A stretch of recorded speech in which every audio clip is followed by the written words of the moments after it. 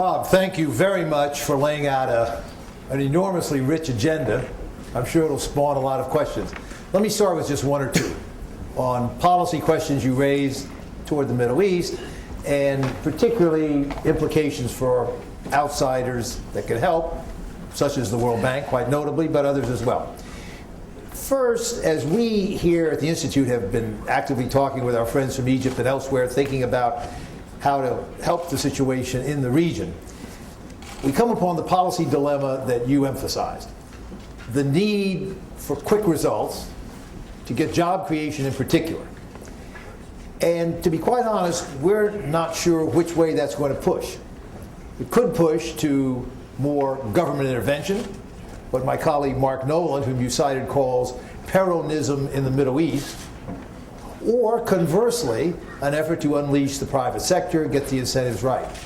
Elaborate a bit more, both on how you see that developing, and particularly how outside friends, notably the bank, but others as well, can help tilt the internal forces in what we think are constructive directions to help move those outcomes to a favorable result. Well, Fred, it's interesting. On the way over, I was talking with some of my colleagues about the fact that over the past few weeks, I've had increasing contacts from foreign ministers about the challenge of Middle East and North Africa. Very few finance ministers. They're all trying to hide under the table. Development ministers are a little bit in between. And one of the reasons that I wanted to give this speech today in advance of our spring meetings was to help frame an issue that I think is going to be one of the most important of years ahead. And it's not going to be a straight path by any means, and it's going to be different in different countries. What I think our thinking has been is that on the one hand, we and other potential international partners need to lean forward. So where sometimes international institutions wait for all the dust to settle, wait for everybody to get the perfect programs, that would be fueling danger and perhaps a tragedy in this context. And so there we need to be alert. Something we've learned from this World Development Report that will be coming out next week on conflict and security is that, of course, when you talk to people involved with security and politics, they see the need for jobs fast. You talk to economists, they traditionally say, oh, we're wary of creating make-work jobs. We now have a body of evidence that shows, as I cited some of the examples from Liberia, Afghanistan, but others, that with the right design, you can create jobs that get people work, allow them to feel a sense of some opportunity and hope, but also can become the foundations for a longer-term private sector development. Some of these could be jobs that also connect with training. Similarly, the point on safety nets. When you take the conditions across a number of these countries and add in the high food and fuel prices, Egypt being a big wheat importer, you've got a potentially combustible situation. So I think we need to try to support countries with safety nets, but in return, I think we need to urge them not to learn from the North, but learn from other developing countries about how you can have targeted, more effective programs. You know, Mexico's Oportunidades program, which is a conditional cash transfer program that goes to poorest families on the condition they send their children to school and people get health checkups, probably done more for women's health in Mexico than anything in the history of the country, was operating at about 0.5% of GDP before the crisis, and then they moved it up to about 1%. So we have lessons from other countries of how to do that. But third, and this is where I think we also have, we and other development institutions, I'm convening a group of our regional development partners, regional development institutions for the spring meeting, can also share the experience on, for example, the private sector. So some governments at a time of uncertainty, in a sense, they want to give things away, but they don't want to make any changes. Well, keep in mind the simple fact that all this was set off by a poor fruit and vegetable seller that was over-harassed with red tape, that had people take his scales after endless licensing. So particularly where you have large informal sectors, simply removing the impediments to basic entrepreneurialism and small business can be an important start. But the reason I mentioned that, in a sense, my message will be to the finance and development minister colleagues is, the policies will be as important as money. They'll need financial support as well. But you also have to think about how to integrate this short, medium, and long-term process. And of course, it will vary by country. in a country such as Libya, the main focus we had is we had a lot of refugees who were obviously non-Libyan. This is a different situation, displaced, and so we were trying to help Bangladeshis get back home and get a start. That's obviously a very different situation than the Egypts and the Tunisias and the Moroccos and the Jordans or countries in the Gulf. But I think the message here is all those need to be key components plus one more. And this is where I hope we can try to persuade people of the benefits of this larger point about citizen participation and social accountability.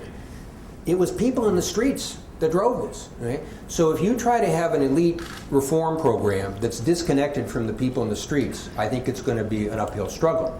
But we now again have experience from around the world how you can connect those people in a process. Listen to what they're asking for. Try to create some of those opportunities. Now, will this be automatic? Or will some of the voices be saying things that return to perhaps a socialist ossification? Yes.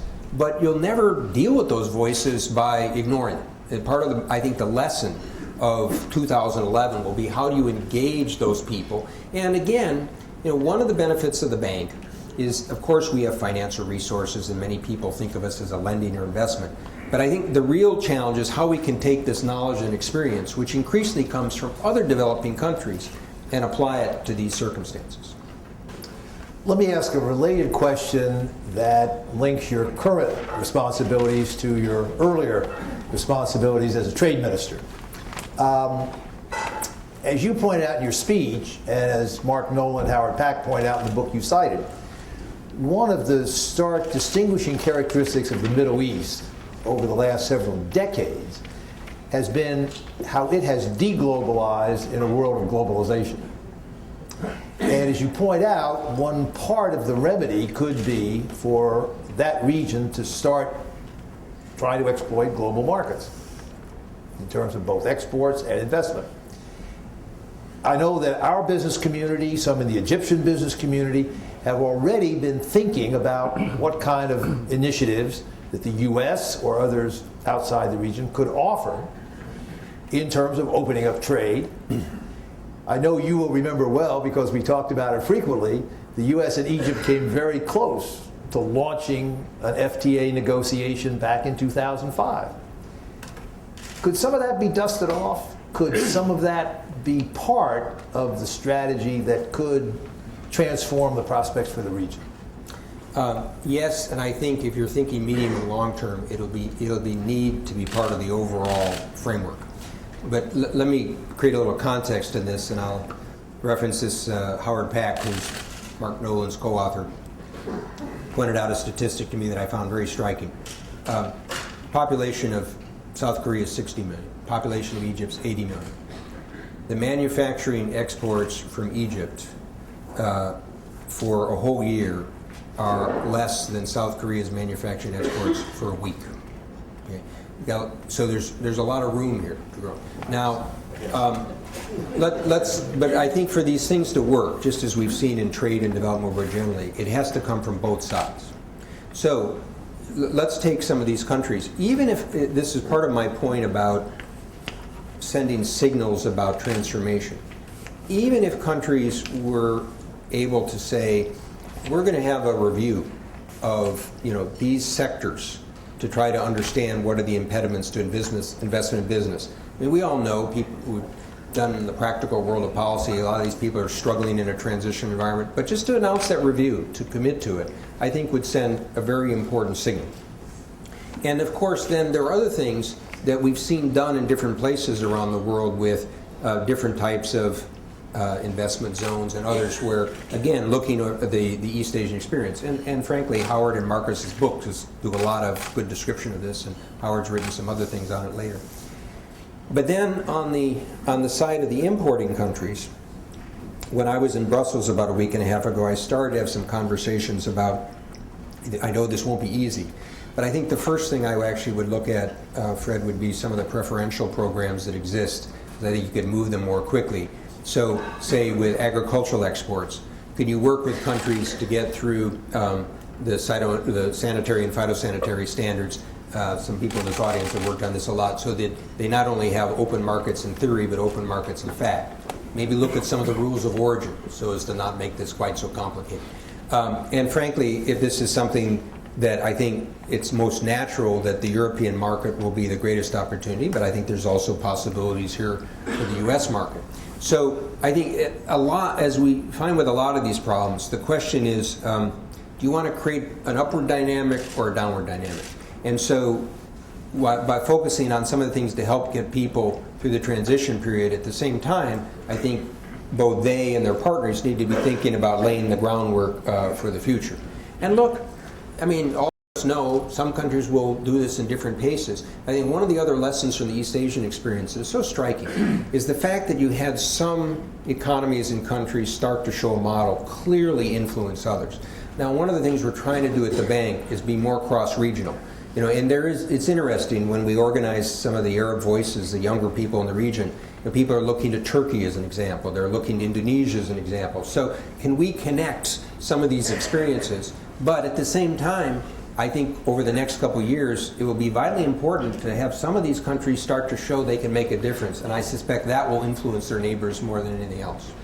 Okay, let me open it up to the floor and call on various individuals. There's a traveling mic, there's a standing mic in the back. Please identify yourself and then fire away. Oda. Oda Aberdeen, the captain. Mr. Zoellick, I think you have given the best speech on stability, job creation, modernity for the Arab region. There's an area where I think you didn't talk enough about. Mark Nolan and I were in Doha, Qatar about 10 years ago, and we talked about investments, industrialization. The Arab region has lacked venture capitalists. There is plenty of liquidity, but you'll never find an Arab bank or Arab individuals who are willing to bet on people with ideas. So you have Arab venture capitalists coming to America. How can the World Bank help promote a culture of venture capitalism, to promote industrialization? What we have now, we have merchants, and the Arabs are fantastic merchants. They invest in real estate. But when it comes to risk, they're very hesitant. I think we should think about the World Bank and some of the major Arab banks and central banks that have a lot of liquidity in creating an entity to promote venture capitalists. Well, your question prompts a couple of thoughts. One, the most basic thing we can try to do is work with countries to try to create the right policy framework. So whether this is the small entrepreneurs and some of the issues of red tape and business formation or licensing, or whether it's a broader investment environment, domestic or foreign investment. And at this stage, as I suggested, I think people shouldn't underestimate what setting the right signals could be. Is sort of announcing and starting to move in a direction could be very important, because there will be institutions that want to help and want to try to seize opportunities, business and commercial. Second, IFC, our private sector arm, has been increasingly innovative as an intermediary, using some of our investment skills not only with the lending but increasingly equity investments. And for example, we created an asset management corporation that now has about 3 or 4 different subsidiaries. One created an equity fund to invest in sub-Saharan Africa and to a certain degree Latin America and the Caribbean. It's $1 billion fund. And what we're quickly finding is others in the New York investment community are also looking to join with us, either through our arrangements or through separate arrangements. So if you create and take advantage of the right climate, deal with some of the transactions and information costs, I hope that we can also leverage our own sort of private sector side. Third, you referenced some of the Arab funds. One of the helpful legacies of the Arab World Initiative that we launched in 2007 is I think we've been able to deepen our ties with Arab funds, Islamic banks, others. You might have seen we just announced actually an infrastructure fund that's a combination of IFC and Islamic Development Bank, and bringing in some private sector partners. We'll also do some things that's a private sector window. We'll also have a public sector window in the infrastructure side, with IBRD doing the same thing with the Islamic Development Bank. From what I've seen, those funds tend to be, those Arab and Islamic funds tend to be less focused on the private sector. They're focused on some bigger projects they tend to have actually pretty good funding. Where we can partner with them is I think they found a benefit from some of our analytical work. So I think the larger question, is the one you connect to, is can we start to connect the improved business and investment environment and maybe start to show some things through our investment to also draw in some other venture capital funds, including from the Arab world that aren't necessarily just the type of Islamic and Arab bank funds, which can be useful in other things that we're trying to do. And yes, I think that's the type of thing where if you think about trying to get some momentum and build on it, we want to try to do. But we also can't ignore some of the inputs, like this point I mentioned. I'm very pleased our IFC team is going to start this in the Middle East and North Africa, this E for E, the education for employment. What I'm increasingly finding in all countries around the world, it's quite fascinating how quick it's come up in attention, but it's particularly a case in the Middle East and North Africa, is the weakness of the connection of the education with the types of training to get people into jobs. And this is another area where the bank's going to be trying to expand its work, and we could talk about that at greater length about some of the policy issues. But I think that will be important for the region too, for the proper training of the people. Stan.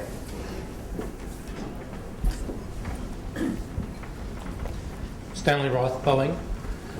Couldn't help but think that, as you were talking, that it's a shame that more countries in the region didn't listen to some of the items in the Arab World Initiative that you launched in 2007, because now we are where we are with a much less stable region. But the question for you is, when I think back of experiences in many countries, for example, Korea, Taiwan in the 80s, they did their economic development or reached huge strides first and then did political development. Now we have a region which has to do both simultaneously. You might even make a case that you need the political development first, or it's going to be hard to have the environment to do the economic reform now that the regimes have been overthrown in so many places or weakened. So my question for you is, do you see a role for the bank in that, in terms of some of the political development, strengthening institutions, whether it's parliaments, whether it's press, whether it's other things that just the day-to-day nuts and bolts operations of government, we have a lot of people not experienced, or is that really a job for countries and NGOs outside the international financial institutions? Well, Stanley, as I know you're well aware, and others here are, there's reams of articles written about the economic political reform and the interconnectivity and sort of which needs to go first. What I'm trying to set out today is not a theoretical conceptual discussion. It's sort of the practical experience about what we've had with citizen participation. And we're a multilateral institution with 187 countries. They represent all different types of political system. And a particular note, I said regardless of political system. I drew examples from whether it's a Mexico, it's a Uganda, it's a China.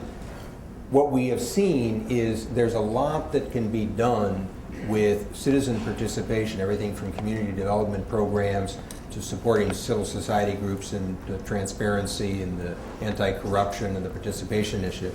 And I think as an institution, we're just scratching the surface of that. I mentioned now that about half our new projects involve participation of the beneficiaries or civil society groups in some fashion or another. But where I think as you have countries that are going through political transition, this is a little bit picks up on Fred's point. We all know that they're going to be overloaded and they're going to be trying to figure out, election processes and others. But I think we can show some examples that actually designing programs that will engage the people in the street or others that have strong interest can help them politically as well as economically for those countries. You have other countries with political systems that aren't yet at that stage. But I think for them too, we can demonstrate that there's a lesson to be learned here about how you can try to allow people to have a greater sense of opportunity, hope, and participation. From the vegetable and fruit seller, at a minimum, don't harass the guy and don't humiliate him. And this notion that, again, I come back to this outreach we tried to do with this conference a couple weeks ago. The important ideas of dignity, respect, these become fundamental to movements across these countries. A lot of us know you can address some of those issues with economic empowerment. So how do you connect those agendas? Now, the one other piece that I'm raising today is to say, while we've moved in this direction, and there's some things that we've done, I think we can do more, but also I'm trying to raise a broader point to our shareholders, to the countries coming to the spring meeting, and say, well, are there ways to increase the capacity of some of these civil society groups? And here, I'm not trying to talk about broad-based funding of international NGOs. What I'm talking about would be there are homegrown groups in countries that have played an important role, particularly in transparency and in service delivery. And now adding with different types of technology, you can, as I mentioned, the example in Senegal where we're working on this project where the local community can use the technology to do the measuring and the weighing and test the nutrition of the children. We can combine this with a lot of things we're doing at the bank to open up our own data and information. We now have a geo-mapping program where you can get on the web and you can pick any of the countries we work in, and it identifies each location where we have a project, and you can punch on the project and you can start to get the data from that project. And over time we want to build it so that people can add in other data and other types of analysis. So part of this is how we as an institution change too. And one of the questions that I'm going to be posing is to say, what else do we need to do to build the capacity of these groups? And maybe it's done by the national governments, maybe it's something that the bank can help with, maybe it's done by foundations. But the larger message is, good macroeconomics is not enough. I mean, many people here study what happened in some of these countries. They had some of them pretty good macroeconomic policies. And even the start of some of the human development work that was done in some of these countries, or the microeconomics, that isn't enough. It's a question of how you can connect this with citizen participation. And I'm trying to spur that debate. Young lady right there.